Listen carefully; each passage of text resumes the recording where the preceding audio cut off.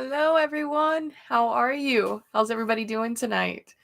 Welcome back to another Witchy Wednesday. I see that, Lori, you're already here. I'm so excited. I was telling my husband about you today. I was like, I love her so much. She makes me smile. I hope everybody is doing well. This Witchy Wednesday, we are no longer studying the moon, but how. Listen to me talk. I'm so excited about tonight. I'm starting to talk too much. Maria, how are you? I'm really excited about tonight. What we are going to be doing, Zarabeth, we are going to learn about junkomancy. But I still, even though we're not learning about the moon anymore, I still want to go over what's tonight's moon, what are we going to do, what can we do, because we do still have a lot of baby witches, novice witches that come to the channel and watch. So I want to go ahead and look at that, where our moon is tonight, and what does that mean. Then we are going to look at bones.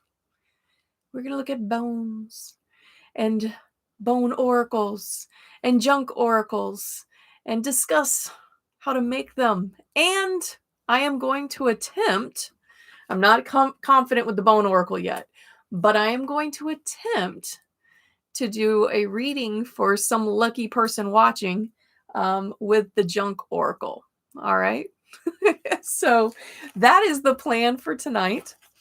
First off, let's look at our moon. And I want to say hi to Zarabeth. I love having the reminder set on my phone. Yes, Zarabeth.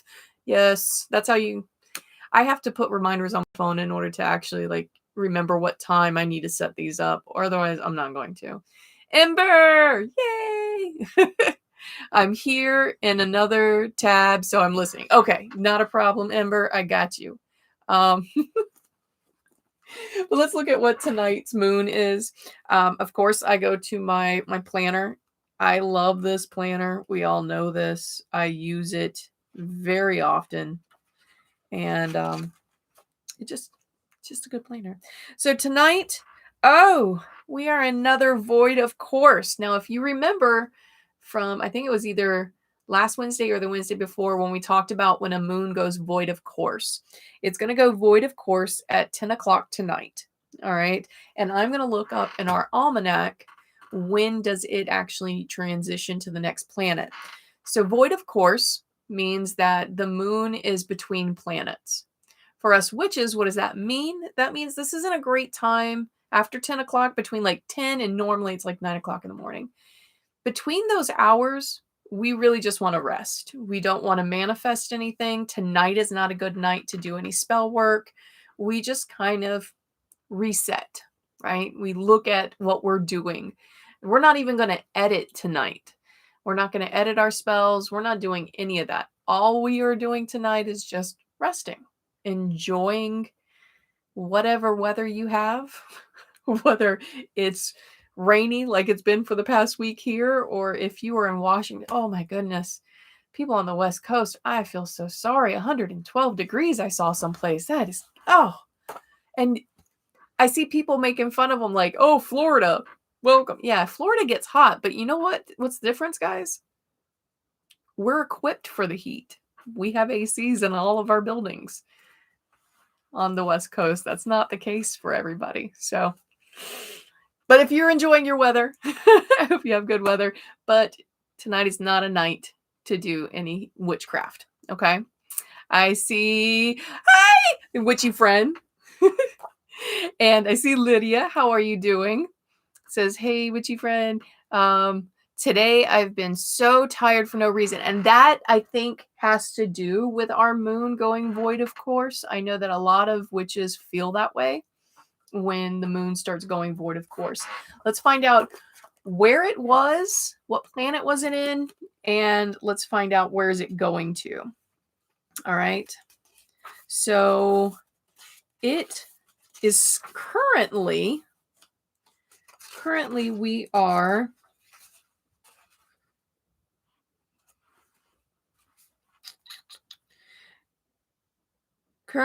are in Pisces, and we are entering an Aries. Oh no. Moon enters Aries. Sorry, I said earlier planets between the planets. Yeah, that's right. Astrological signs. Okay, never mind. My brain's dumb. Okay. Anyways. So right now we're in Pisces and we are entering Aries. I always get worried when we're entering Aries or I hear anything about Aries because my immediate, like, my gut reaction is, oh God, we're going to be arguing. Does anybody else feel that way? When they hear that, they're like, oh, I'm going to have an argument. Oh God. It's weird. I dropped in as soon as you started talking about that, and I needed this message.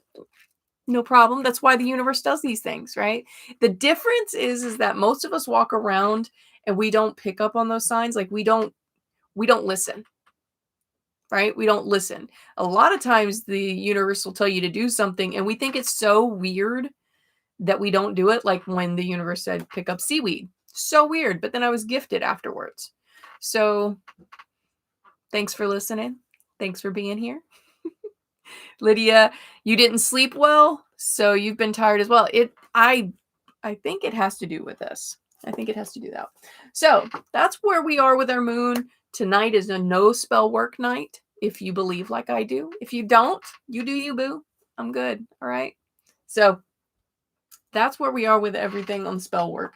I wanted to introduce to you a couple of books tonight as well. Ones that you can pick up and learn different pieces of material. This was one of my very first witchy books.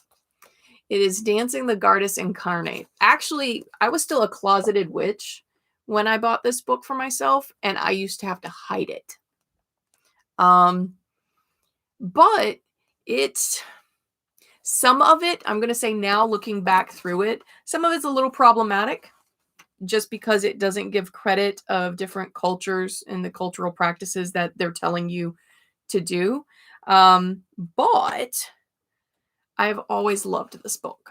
I have always loved this book. So if you have a chance, even you can get it from your public library, Dancing the Goddess Incarnate, Living the Magic of Maiden, Mother, and Crone. One of my favorite books. Okay. See who else is here? Yes, me and my husband was talking about that. We don't have any problems, don't fight, and we sat down and mapped it and out. A lot of them happen. Yes. When we start getting towards Aries, I don't know why. That seems the case. Would tonight be a good night for self-care? Absolutely, Maria. Absolutely. Tonight is a good night to just rest. Like, I consider Void of Course like a reset button. I'm not going to think about intentions or manifestations. I'm not even going to cleanse myself of negativity. Like, those things aren't going to happen. Tonight, it's going to be whatever feeds my soul. So if watching horrible reality TV makes you rest, then that's what you should do tonight, Maria. Tonight is a good night to put, those face masks on and do a pedicure and manicure for yourself. That's a good night. Okay. All right.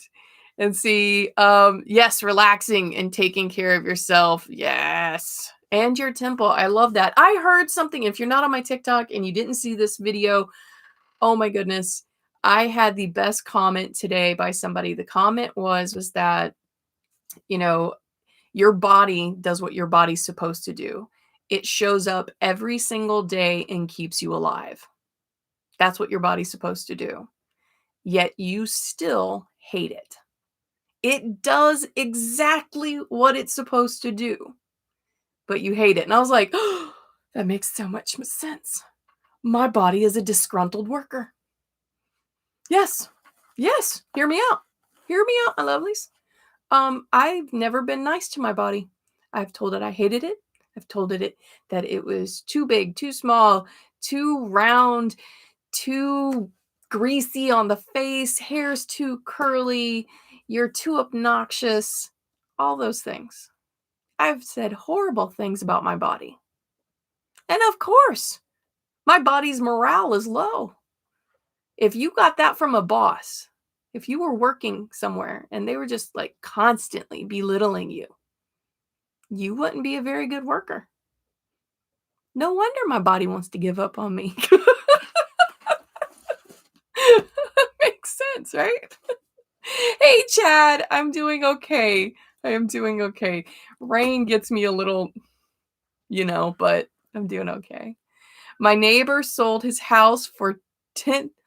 Woo! I need the secrets for that neighbor, all right? I need the secrets. All right. The other great book that I used, and again, like I say, with all the books that I am giving you as references, what I'd like for you to remember is that you still need to do your own research. Okay. So if they're not telling you what cultural practice or where this ritual comes from, do your own research and find out where it comes from to make sure that you aren't contributing to cultural appropriation. Um, you're giving credit where credit's due. Not all of the books that were written prior to 2020, I'm going to say, would give that information. Now, I do see that there is a change, that they're starting to increase the number of credit given in books. So, Practical Magic for Beginners. This was a great book. This was a great book. It was another book that I had to have hidden. Um, I had places where I hid all kinds of things. So that way nobody would find it. But it is a great starting point if you are just getting into witchcraft. I recommend this book. All right. Let's see. I keep looking over at chat, making sure I get everybody's comments. How did you feel after grounding and taking some energy from the storm the other day? So that was yesterday.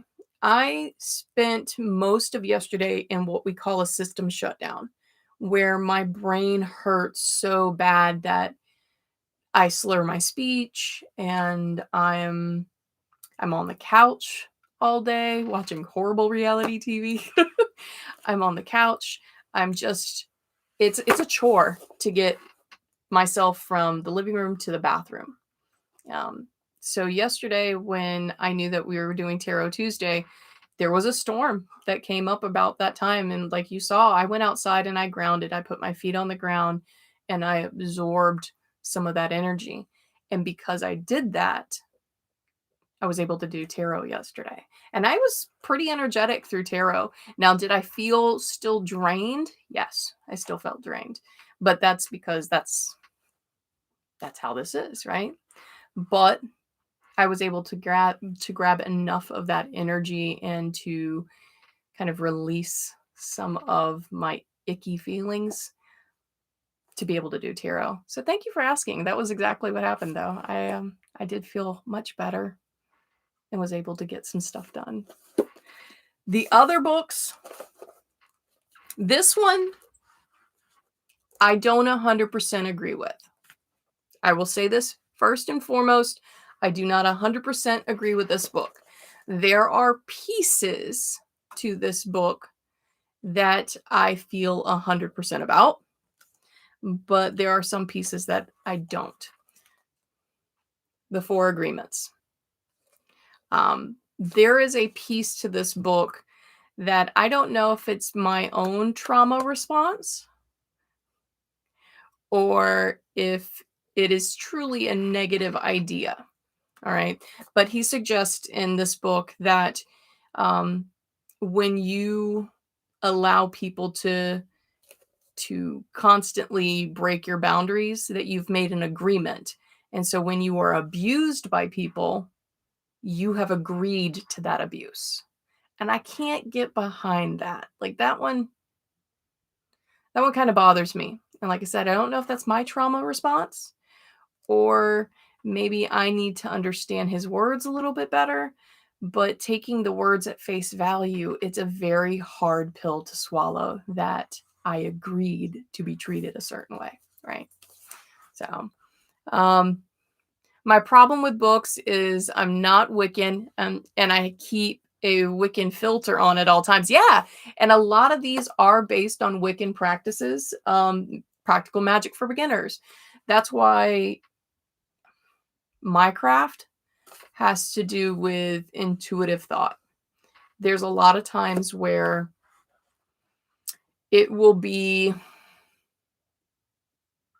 whatever importance I put on an object. Okay. Sometimes those are universal importances. Like, for instance, if we see citrus, the sun, happiness, that's kind of a universal thing, right? But like sun water, sun water for me is used only to create happiness and to create warmth. Sun water for me is used in love and friendship.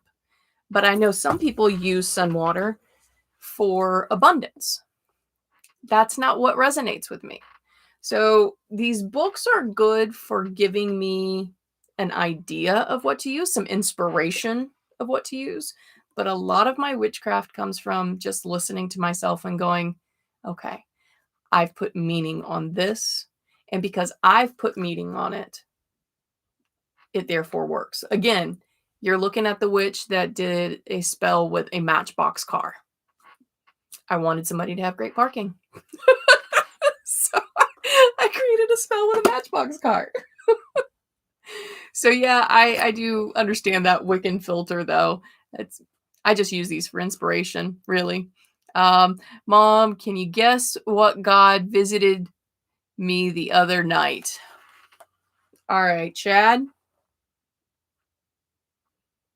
My first thought is Loki. Because your practical, your prankster side would be an attractive thing for Loki. But I don't feel like it was him.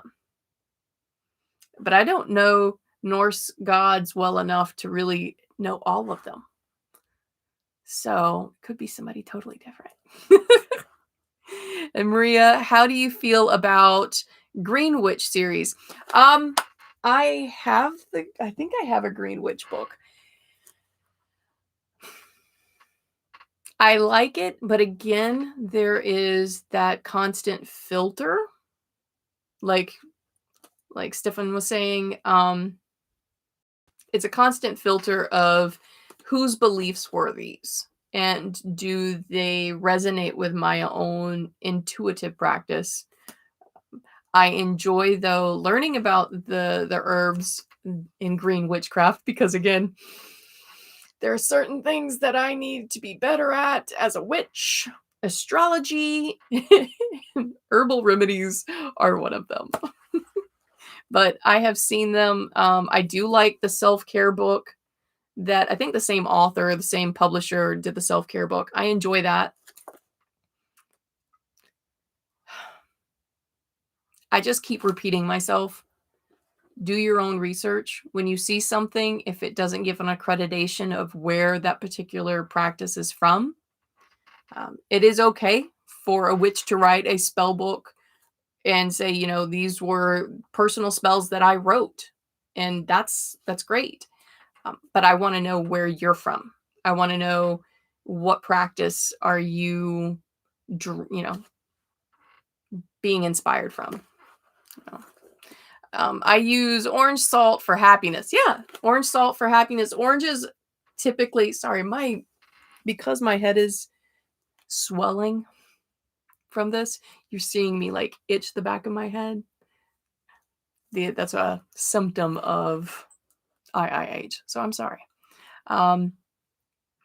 Yeah, orange salt is great for happiness. Nope, not Loki.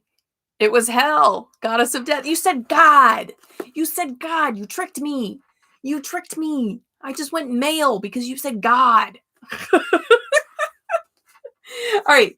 The next book that I want to show you, I just got. I enjoy the heck out of this book. All right. I enjoy the heck out of this book because this book does everything that other books don't do for me.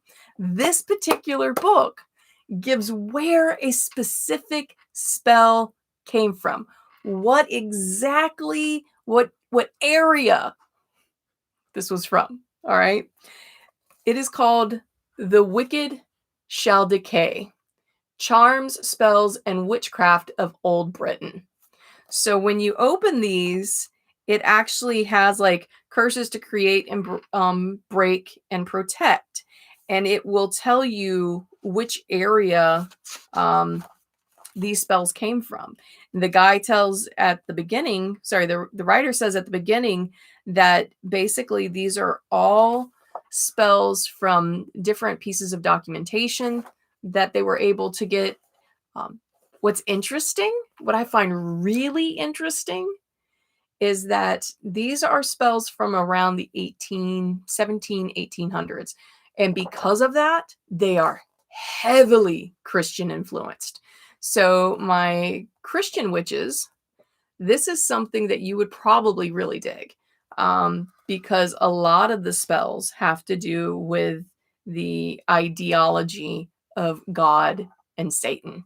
So it's a really interesting book. I have enjoyed it immensely, especially seeing that I've just found out that this is where my people are from Britain.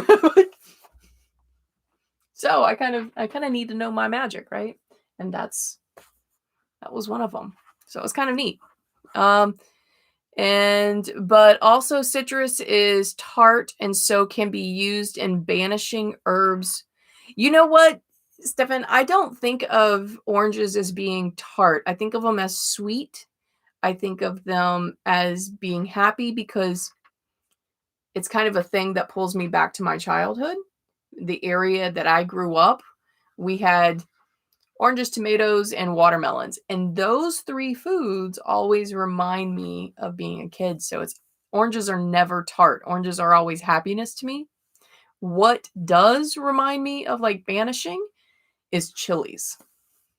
I heard they were talking about sorry, I'm so hot. I heard somebody on TikTok talking about how taco seasoning is basically like protection and banishment. And I was like, they're not wrong. Like, not wrong at all. I thought that was neat. But I wouldn't have thought about it. Now I do. Loki keeps a far distance from with Freya and Tyr as my patrons. Oh, okay. So they're making sure Loki doesn't mess with you. Okay.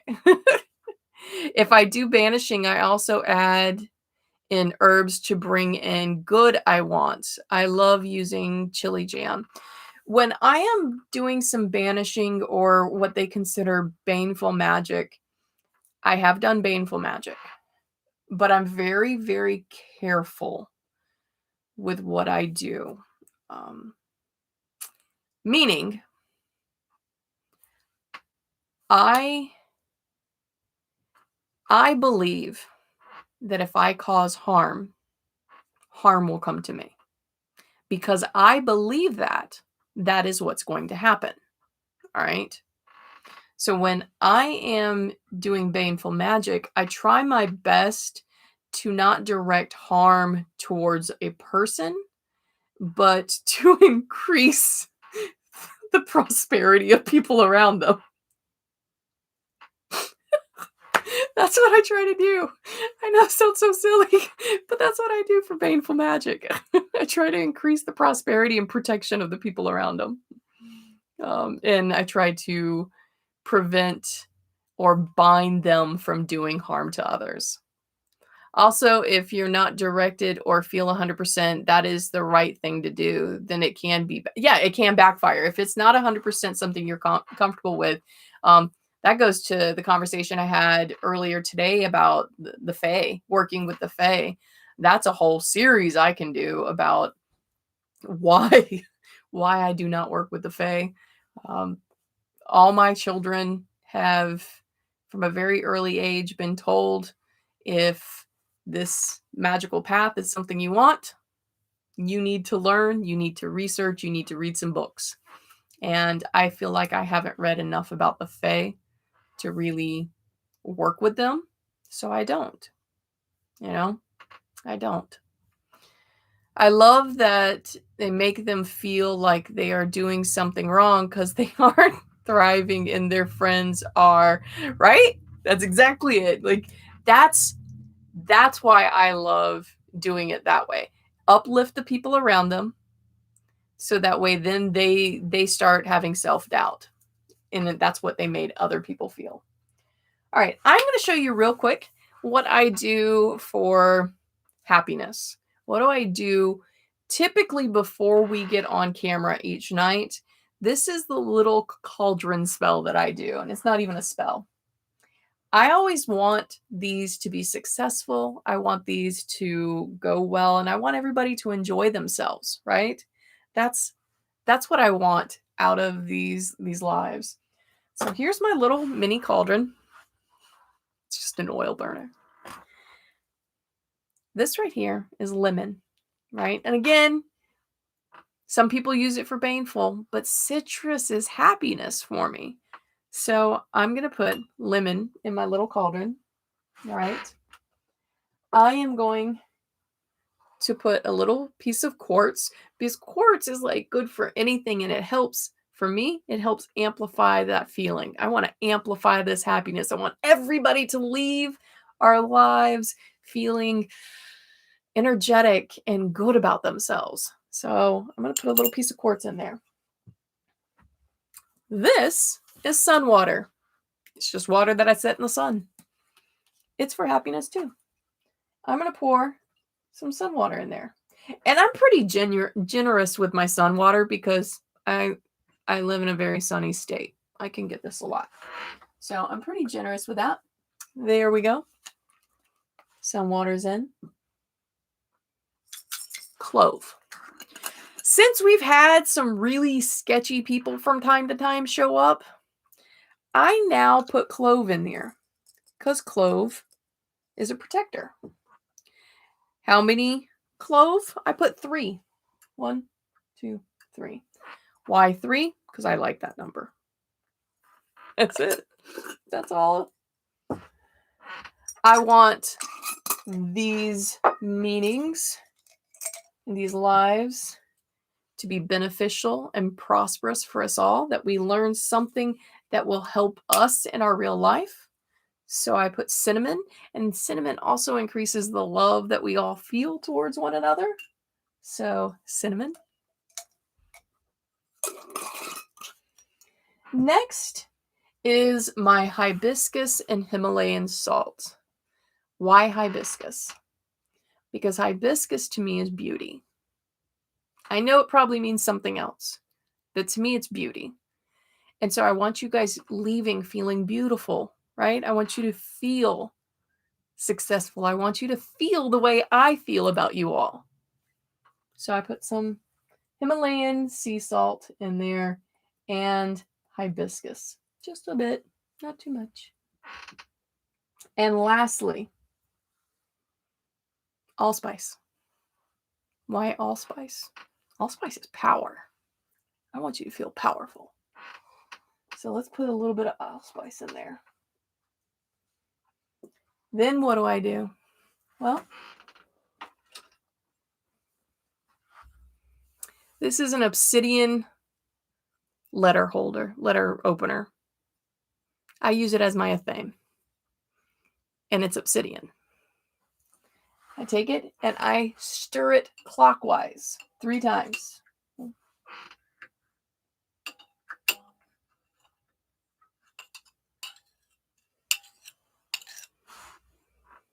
That's what it looks like in there. Ooh. I put my theme back. And then I light it. Now, when I first started witchcraft, I was always told, like, you had to say, so mote it be, or I mote it be. And that's very Wiccan. And I'm not Wiccan. So I stopped saying it. What do I say instead? Nothing. Does my spell work still work? Yeah, it still works. All right. Let's see. One of my friends works with Bridget, and I had never heard of her before. Is she a Flame Tender? It's Flame Keeper. That's what it's called. Flame Keeper. Is she one of Bridget's Flame Keepers? That would be kind of cool. Is my new nickname Chloe? Ember. I love hearing of these paths. Cloves are powerful, great way to add a punch. Yes. Do you think a herb can change meaning based on the witch's life experience and how they feel about an herb? And do you use something that most use differently? Yes, I do feel that herbs can be used for a purpose that maybe isn't the universal purpose. Like I was saying earlier, for me, it is about what meaning I've established with it. If I don't feel connected to, I know some people use, some people use allspice as a way for attracting money. That's not what I feel about allspice. I, for whatever reason, have given allspice almighty power. So that's what I use allspice for. I feel that in my path, it is extremely important to pay attention to how you feel about a certain energetic working. Why? Because if you don't feel the same way about an herb or another object, if you don't feel the same way, then you are doubting the energy in which that herb says it has, right? But if I say this has this power and I feel connected to that, I am not doubting its power and I am receiving that energy. It's very much like people, you know? You're not going to like when somebody comes up